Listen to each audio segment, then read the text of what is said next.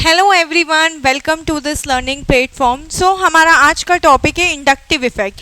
Basically ये general organic chemistry का ही एक टॉपिक है और बहुत छोटा सा टॉपिक है। हम जनरली इसे 11-12 क्लास से भी पढ़ते आ रहे हैं।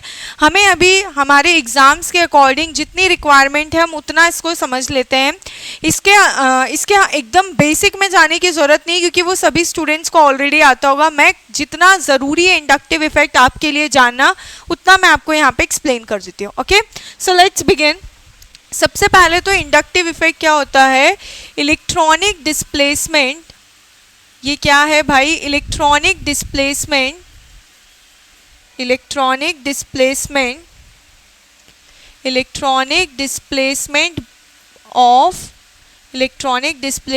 Through sigma bond. Electronic displacement through sigma bond.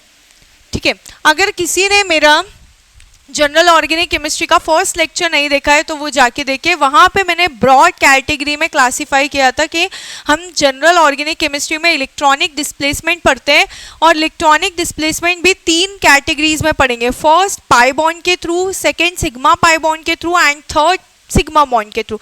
तो बेसिकली ये मेरा इलेक्ट्रॉनिक डिस्प्लेसमेंट है through sigma bonds. Okay, next है ये बेसिकली मेरा क्या है, यहाँ पर ये इंडक्टिव इफेक्ट जो है, इंडक्टिव इफेक्ट मेरा क्या होता है? डिस्टेंस डिपेंडेंट होता है। क्या होगा? It is distance dependent effect. It is distance dependent effect.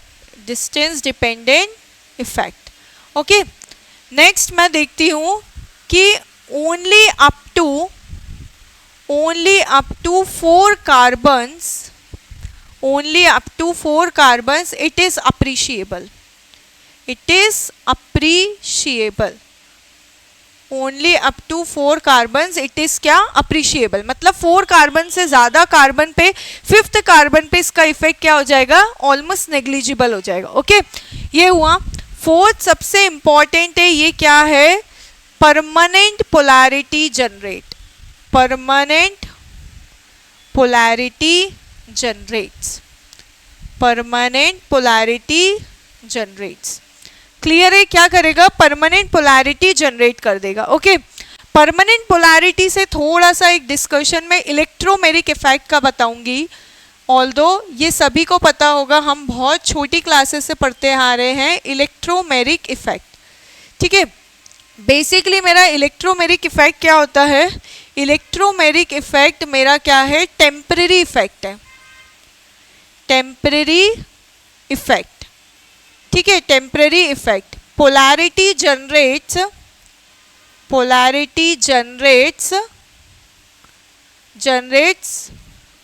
in presence of external reagents। ठीक है, एक्सटर्नल रिएजेंट से मतलब एग्जाम्पल देखते हैं।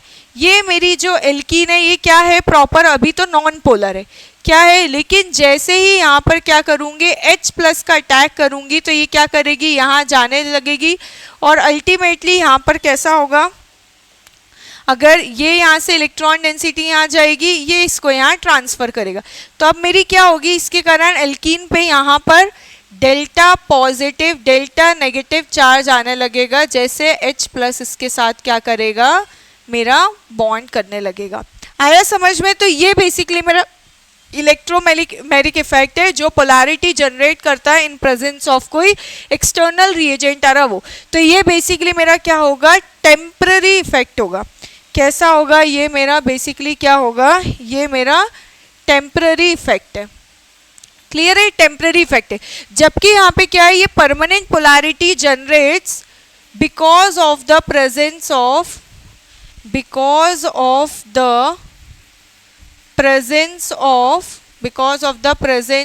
Different electronegative atoms, because of the presence of different electronegativity, because of the presence of different electronegativity of atoms, electronegativities of atoms। Clear है?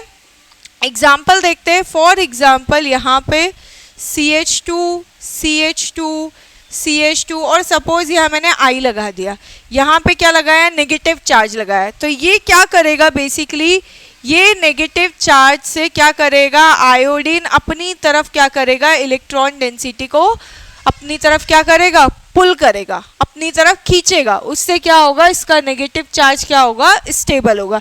ये basically क्या है, अब देखो यहाँ पे इलेक्ट्रोनेगेटिविटी डिफरेंस कैसे, ये डेल्टा नेगेटिव है जबकि कार्बन पे क्या आएगा, डेल्टा पॉजिटिव आएगा, इसके बाद वाले कार्बन पे और कम डेल्टा पॉजिटिव आएगा, यहाँ वाले पे और कम डेल्टा पॉजिटिव आएगा। तो जैसे जैसे मेरा क्या होगा, डिस्टेंस बढ़ते जाएगा, पहले वाला जो आयोडीन के जस्ट पास वाला कार्बन है उसके ऊपर ज्यादा पॉजिटिव चार्ज आएगा, फिर जैसे जैसे मेरे 5th कार्बन तक पहुंचोगे तो उसका इफेक्ट क्या होने लगेगा, कम होने लगेगा। क्लियर है। जैसे हम एक लाइन बनाते, लाइन में अगर हम धक्का मारते, सपोज पीछे से धक्का आता है तो पीछे से धक्का मारने वाले के आगे वाले, उसके आगे वाले और उसके आगे वाले तक थोड़ा इफेक्ट रहता है, लेकिन जो सबसे फर्स्ट में खड़ा है लाइन के, जो 10th वाले बंदे ने अगर धक्का मारा है तो 10th वाले का फर्स्ट वाले को इफेक्ट बहुत कम होगा। वैसा ही मेरा क्या है, इंडक्टिव इफेक्ट है, यहाँ पर मेरा कोई ग्रुप लगा है तो उसका इफेक्ट यहाँ तक आते आते कम हो जाएगा। आया समझ में। और ये बेसिकली है क्या, परमानेंट इफेक्ट है, क्योंकि यहाँ पे डिफरेंट इलेक्ट्रोनेगेटिविटी वाले एटम्स प्रेजेंट है। क्लियर है। चलिए इसके बाद हम इसके क्या देखते हैं, टाइप्स देखते हैं। बेसिकली इंडक्टिव इफेक्ट दो टाइप के होते हैं, एक होता है मेरा प्लस आई इफेक्ट, और दूसरा क्या होता है मेरा माइनस आई इफेक्ट। क्लियर है। यहाँ पर प्लस आई और माइनस आई क्या है, यहाँ पे क्या होगा, इलेक्ट्रॉनिक डिस्प्लेसमेंट, या तो हम डायरेक्ट लिखते हैं, यहाँ पर क्या होंगे, प्लस में क्या होंगे, इलेक्ट्रॉन डोनेटिंग ग्रुप्स। ऑलरेडी हम चर्चा कर चुके हैं इलेक्ट्रॉन डोनेटिंग ग्रुप की, कहाँ पे, मीसोमेरिक इफेक्ट पढ़े थे, वहां हमने अच्छे से इलेक्ट्रॉन डोनेटिंग और इलेक्ट्रॉन विड्रॉइंग ग्रुप का डिस्कशन किया था। ओके, तो इलेक्ट्रॉन डोनेटिंग ग्रुप्स पुशेस या फिर push electron density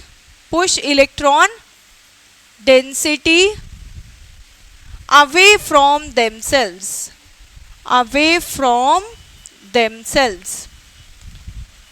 from themselves. Clear है। अगर यहां बात करूं तो इलेक्ट्रॉन विड्रॉइंग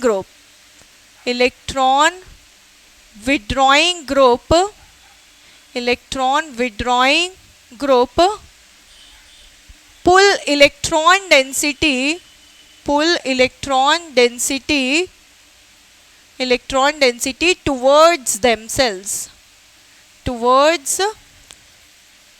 towards themselves। ठीक है, अपनी तरफ खींचेगा एक इलेक्ट्रॉन डेंसिटी और दूसरी अपनी तरफ से इलेक्ट्रॉन डेंसिटी पुश करेगा। ले लो भाई, लो। ठीक है, यहाँ पर एग्जाम्पल्स क्या आएंगे, यहाँ पर एग्जाम्पल्स आएंगे हाइड्रोजन, उसके बाद ड्यूटेरियम, ट्रिटियम, सारे एल्काइल ग्रुप आ सकते हैं, यहाँ पे CH2 CH3 आ जाएगा, उसके बाद CH3। तो ये बेसिकली ये वाले सारे ग्रुप्स कहाँ पे आएंगे, मेरे पास प्लस आई ग्रुप में आएंगे। साथ में SI ले सकते हो, SiR3 ले लिया, या फिर SiH3, ये सारे बेसिकली कहाँ आएंगे, मेरे प्लस आई ग्रुप में आएंगे।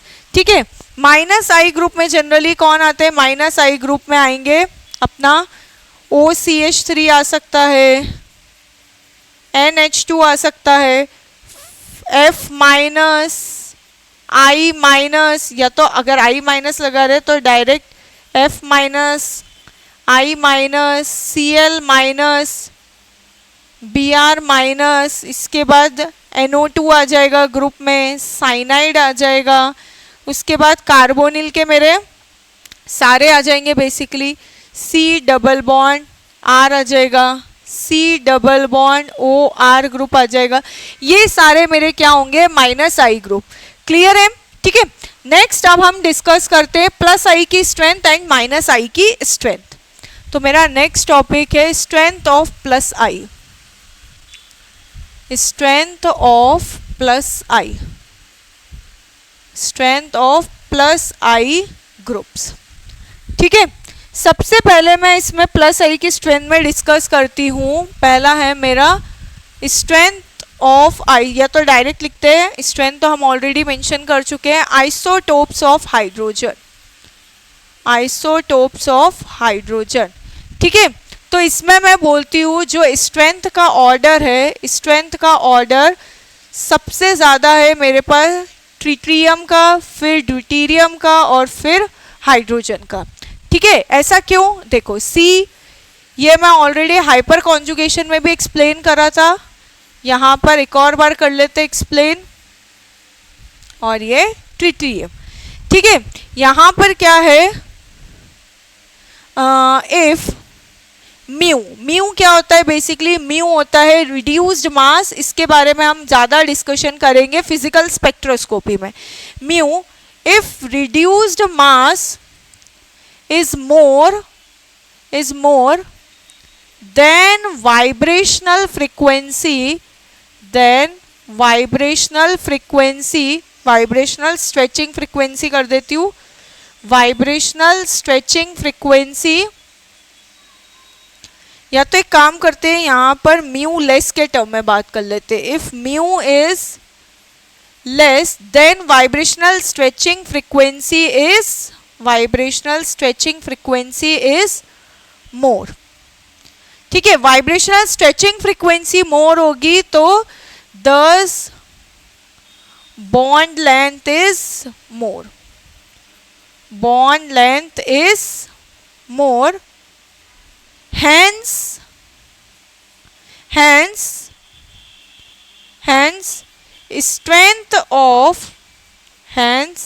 strength of plus I will be less। आया समझ में? देखो ये वहां पे भी मैं एक्सप्लेन कर रही थी कि हमारा फ्रीक्वेंसी क्या होता है, 1/2π√k/μ। ये सबको पता है इस इक्वेशन के बारे में, हुक्स लॉ के थ्रू इक्वेशन थी हमारे पास। इसके बाद क्या करेंगे यहाँ पर, हुक्स लॉ नहीं, हुक्स लॉ तो दूसरा है हमारे पास। ठीक है, ये नॉर्मल हमारे पास इक्वेशन है फ्रीक्वेंसी की, इसमें क्या है, न्यू इनवर्सली प्रोपोर्शनल है म्यू के। ठीक है, तो मैंने देखा यहाँ पे सबसे कम मास मेरा किसका है, सबका एटॉमिक नंबर तो 111 है, इसका मास 1 है, इसका 2 है और इसका 3 है। तो क्या होगा, मेरा हाइड्रोजन का मास कम होने की वजह से क्या होगा, उसकी स्ट्रेचिंग फ्रीक्वेंसी ज़्यादा होगी। अगर मेरी स्ट्रेचिंग फ्रीक्वेंसी ज़्यादा है तो अल्टीमेटली क्या है भाई, मेरी स्ट्रेचिंग फ्रीक्वेंसी ज़्यादा है तो बॉन्ड लेंथ ज़्यादा होगी। और हमने अभी थोड़ी देर पहले मैंने बताया था कि इंडक्टिव इफेक्ट डिस्टेंस डिपेंडेंट है, तो जितनी ज़्यादा मेरी बॉन्ड लेंथ होगी तो इंडक्टिव इफेक्ट का असर क्या होगा, उतना कम हो जाएगा।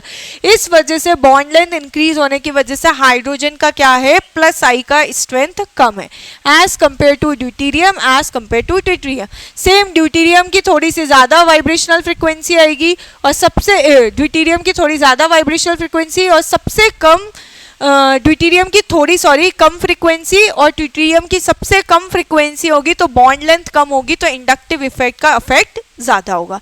क्लियर है यहाँ तक? नेक्स्ट अब हम आगे बढ़ते हैं, सेकंड हम देखते हैं स्ट्रेंथ डिपेंड करती है किस पे, नंबर ऑफ कार्बन पे, नंबर ऑफ कार्बन पे। ठीक है, तो क्या होगा, more number of carbon items, more, या फिर डायरेक्ट लिखते हैं more longer carbon chain, more longer carbon chain, that is more number of carbon atoms, more number of carbon atoms, क्या आएगा, more will be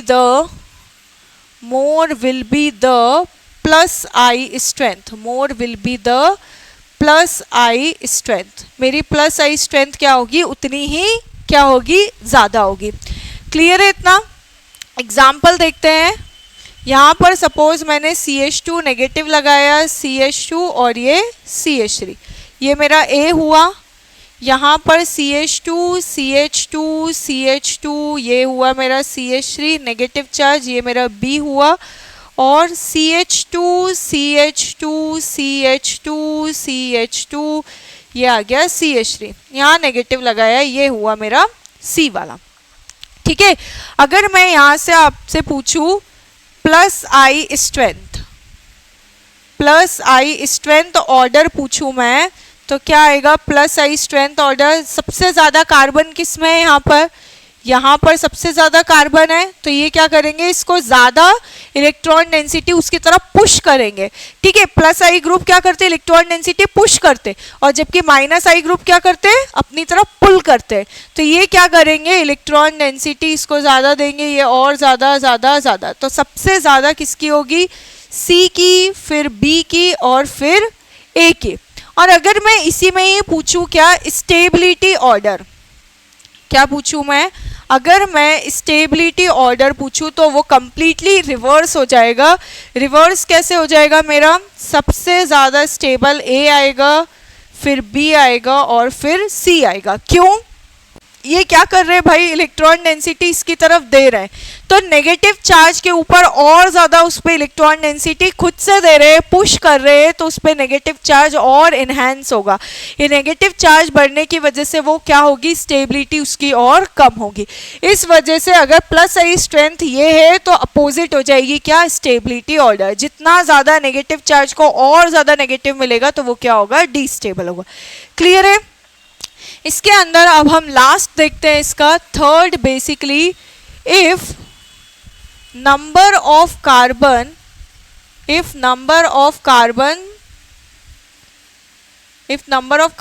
become equal then consider branching. क्या consider करना है? Branching. और याद रखना, more branching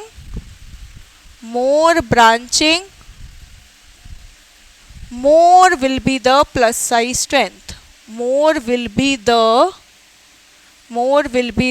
plus I strength। means inductive effect, जो कि प्लस आई इंडक्टिव इफेक्ट है, उसका स्ट्रेंथ भी क्या होगा भाई? ज्यादा होगा। एग्जाम्पल से समझ लेते हैं।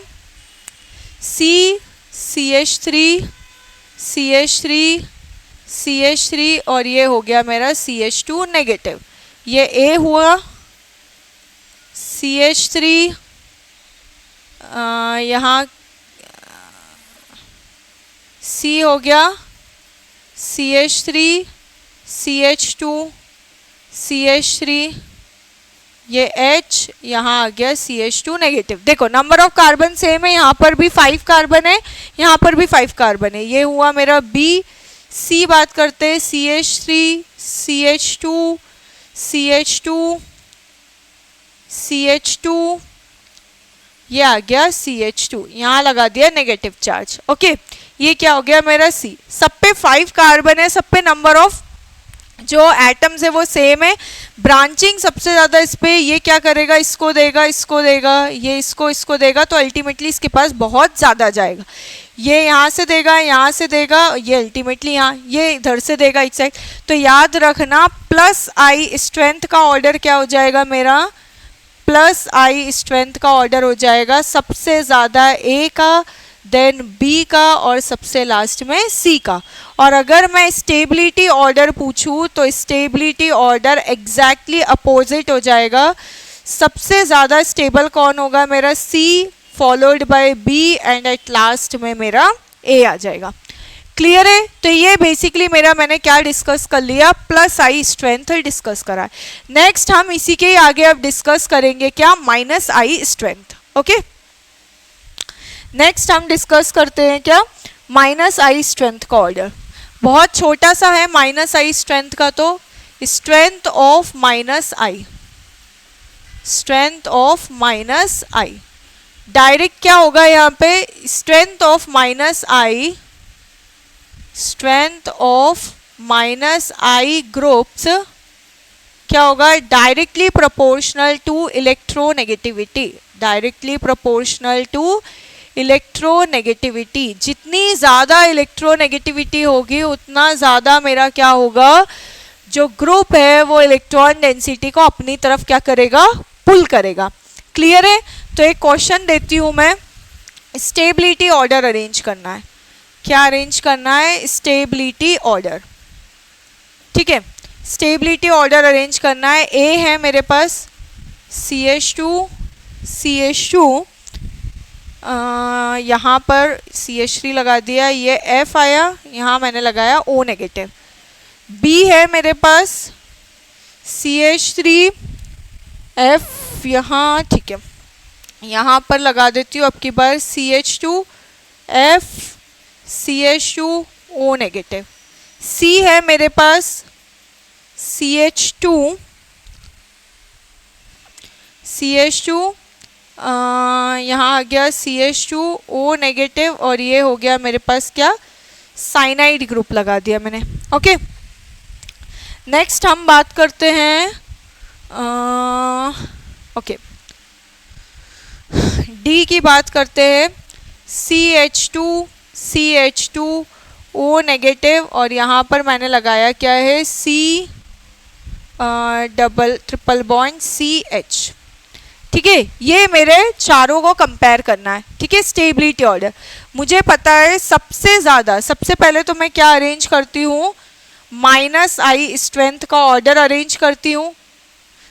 ठीक है, -I स्ट्रेंथ का ऑर्डर क्या हो जाएगा, सबसे ज़्यादा -I कौन लगाएगा, साइनाइड लगाएगा या ये फ्लोरीन लगाएगा। तो याद रखना, साइनाइड ज़्यादा इलेक्ट्रॉन नेगेटिव है, अपनी तरफ ज़्यादा इलेक्ट्रॉन डेंसिटी को क्या करेगा, पुल करेगा। ओके, यहाँ -FF है, FF है, हाँ ठीक है। क्या करेगा यहाँ पे, साइनाइड ज़्यादा अपने पास इलेक्ट्रॉन डेंसिटी को क्या करेगा, पुल करेगा। जस्ट 1 मिनट,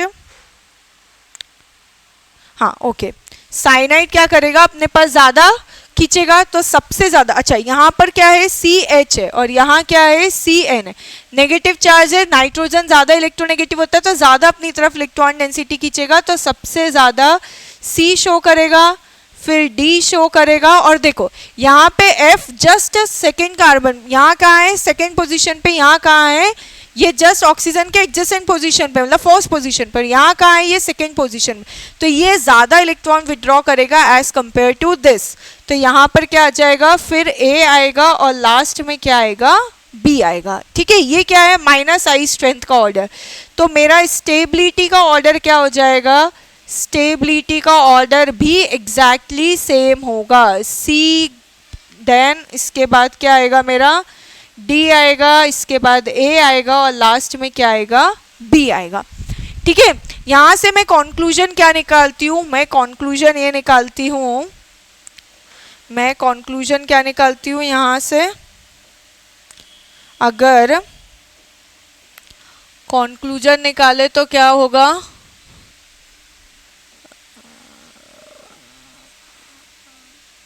एक काम करते हैं, इसको डिलीट ही कर देते हैं, नॉर्मल लिख देती हूँ। ठीक है, कंक्लूजन ये निकला मेरा कि -I स्ट्रेंथ, ठीक है, क्या है, डायरेक्टली प्रोपोर्शनल है किसके, स्टेबिलिटी ऑफ एनायन के। क्लियर है? मैंने ये भी सिर्फ एनायन के रिस्पेक्ट में बताया है, हम जब और कार्बोकेटाइन वगैरह पढ़ेंगे और भी अलग अलग तरह की इंटरमीडिएट्स पढ़ेंगे तब और इनका यूज़ होगा। जस्ट मुझे अभी सिर्फ बेसिक्स एक्सप्लेन करना था, इसलिए मैंने इसका यूज़ कर लिया। ओके, और अगर मैं किसकी बात करूँ, +I की बात करूँ, ठीक है, तो मेरा +I की जो स्ट्रेंथ है, +I की स्ट्रेंथ क्या है, इन्वर्सली प्रोपोर्शनल है स्टेबिलिटी ऑफ एनायन के, स्टेबिलिटी ऑफ एनायन। ठीक है, तो ये मैंने क्या करा, एक जनरल कंक्लूजन निकाला कि +I जो ग्रुप होते हैं वो एनायन को क्या करते हैं, डीस्टेबलाइज करते हैं, जबकि -I ग्रुप है वो इलेक्ट्रॉन डेंसिटी को अपनी तरफ पुल करके क्या करते हैं, उस नेगेटिव चार्ज को स्टेबल करते हैं। Okay, so that's all for inductive effect. मिलते हैं हम नेक्स्ट लेक्चर में with next topic. Okay, thank you.